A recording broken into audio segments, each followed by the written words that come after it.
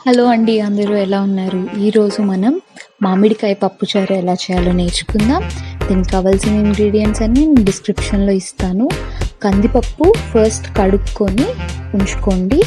మామిడికాయ, మునక్కాడ, ఆనపకాయ, కరివేపాకు, పచ్చిమిరపకాయ అండ్ ఉల్లిపాయలు, పోపుకి వెల్లుల్లిపాయ, ఎండుమిరపకాయలు, ఆవాలు, జీలకర్ర, కొత్తిమీర, కొంచెం ఇంగువ. ఇవి మనకి కావాల్సిన సామాన్లు.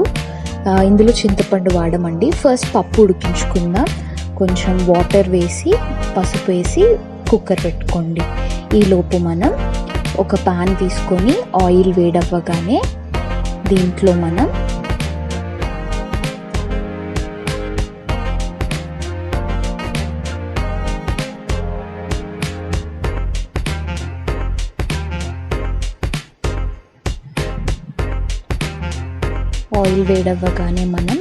ఎండుమిరపకాయలు, వెల్లుల్లిపాయలు, జీలకర్ర, ఆవాలు వేసి బాగా వేయించుకోవాలి. వెల్లుల్లిపాయ కొంచెం బ్రౌన్ కలర్లో అయ్యేంత వరకు వేయించుకుంటే చాలా బాగుంటుందండి. సో పోపు కొంచెం బాగా వేయించుకోండి. ఇంగువ వేసుకోండి. ఇంగువ మంచి టేస్ట్ ఇస్తుంది. సో ఇంగువ కూడా ఒక స్పూన్ అంత వేసుకొని బాగా ఫ్రై చేసుకోండి.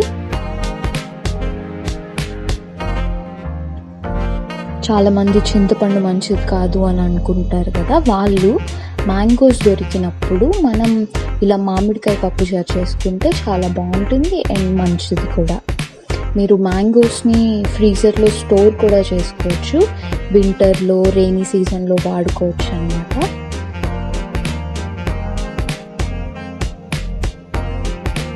ఇవి ఇంకొంచెం బ్రౌన్ అవ్వాలి. అయిన తర్వాత దాంట్లో కట్ చేసి పెట్టుకున్న ఉల్లిపాయ వేసుకోండి.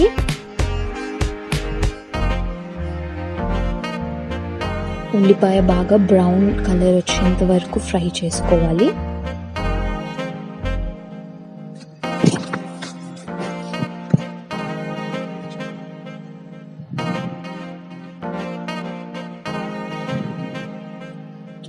పచ్చిమిరపకాయలు కూడా వేసుకోండి.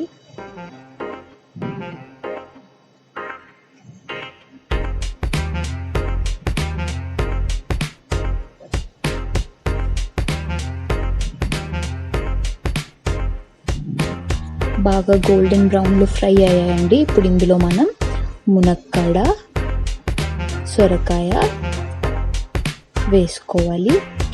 మీకు బెండకాయ కావాలంటే బెండకాయ వేసుకోవచ్చు, వంకాయ కావాలంటే వంకాయ వేసుకోవచ్చు. మీకు ఏ వెజిటబుల్స్ నచ్చితే అవి వేసుకోవచ్చు. కరివేపాకు వేసేసుకోండి.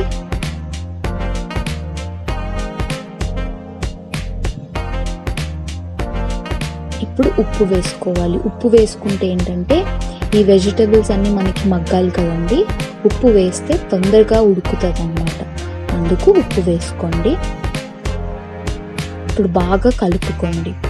ఇవన్నిటికీ మన ఉల్లిపాయ, పచ్చిమిరపకాయలు ఇవి పట్టేలా బాగా కలుపుకొని దీన్ని మూత పెట్టి ఒక 5 minutes కుక్ చేయాలి. ఈ ముక్కలు ఉడికేంతలా. ఈలోపు మనం మామిడికాయ పులుసు రెడీ చేసుకుందాం. మామిడికాయ ఏం లేదు, మిక్సీ చేసేసుకోవాలి. మంచిగా పేస్ట్ బాగా మిక్సీ చేసుకున్న తర్వాత మామిడికాయలు ఎంత వాటర్ కావాలంటే అంత వాటర్ వేస్తే మామిడికాయ పులుసు రెడీ. సో ఈలోపు చూసారు కదా, వెజిటబుల్స్ బాగా ఉడికిపోయాయి. ఇందులో కారం వేసుకోండి. కారం ఎవరికి రుచికి సరిపడినంత వాళ్ళు వేసుకోవాలి. ఇది పులుసుకు కూడా సరిపడినంత కారం వేసుకోండి. కొంచెం ధనియాల పొడి వేసుకోండి.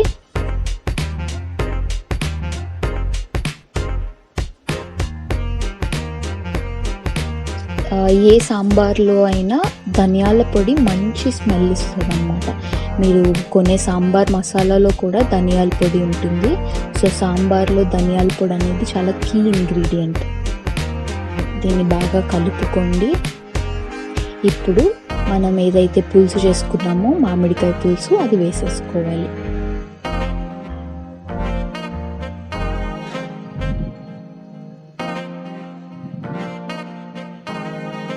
మామిడికాయ పులుసు అంతా వేసేసుకొని దీన్ని ఉడకనివ్వాలన్నమాట.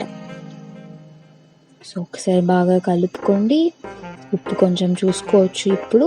అండ్ దెన్ మనం దీన్ని మూత పెట్టి ఉడకనివ్వాలి. బాగా వెజిటబుల్స్ అన్నీ బాయిల్ అవ్వాలి, మామిడికాయ పులుసు కూడా బాగా మరిగేలా ఉడకబెట్టుకోవాలి. సో ఒక మూత పెట్టుకొని ఉడకబెట్టుకుందాం.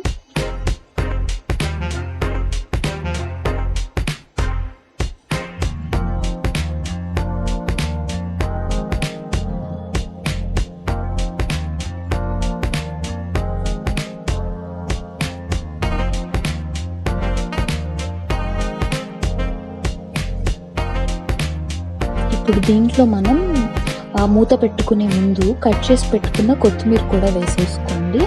అప్పుడు పులుసుతో పాటు కొత్తిమీర కూడా బాగా ఉడుకుతుంది. ఇప్పుడు మీరు మూత పెట్టుకొని ఒక 10 minutes దీన్ని మరగనివ్వండి. ఓకే, 10 minutes తర్వాత చూస్తున్నారు కదా, వెజిటబుల్స్ అన్నీ ఉడికిపోయాయి, పులుసు కూడా బాగా మరిగింది. దీంట్లో మనం పప్పు ఏదైతే ఇందాక ఉడకబెట్టుకున్నామో అది బాగా మెదుపుకొని వాటర్లా చేసుకొని ఆ పప్పు వేసేసుకోండి. చూసారు కదా, చాలా బాగా పేస్ట్ లాగా మెదుపుకొని వేసుకుంటున్నాం. మీకు కొంచెం పప్పు హార్డ్గా ఉంటే మిక్సీ కూడా చేసుకోవచ్చు పప్పుని. సో ఇది వేసి ఇప్పుడు దీన్ని ఒకసారి అంతా మరిగేలా చేసుకోవాలి. 5 minutesలో ఇలా మరిగిపోతూ ఉంటుంది, పొంగులు వచ్చేలా. ఇప్పుడు మీరు ఆపేసుకొని సర్వింగ్ బౌల్లో తీసి సర్వ్ చేసుకోండి. చాలా టేస్టీగా ఉండే మామిడికాయ పప్పు చారు రెడీ. మీకు కూడా ఈ వీడియో నచ్చితే ప్లీజ్ కమెంట్ చేయండి. Thank you.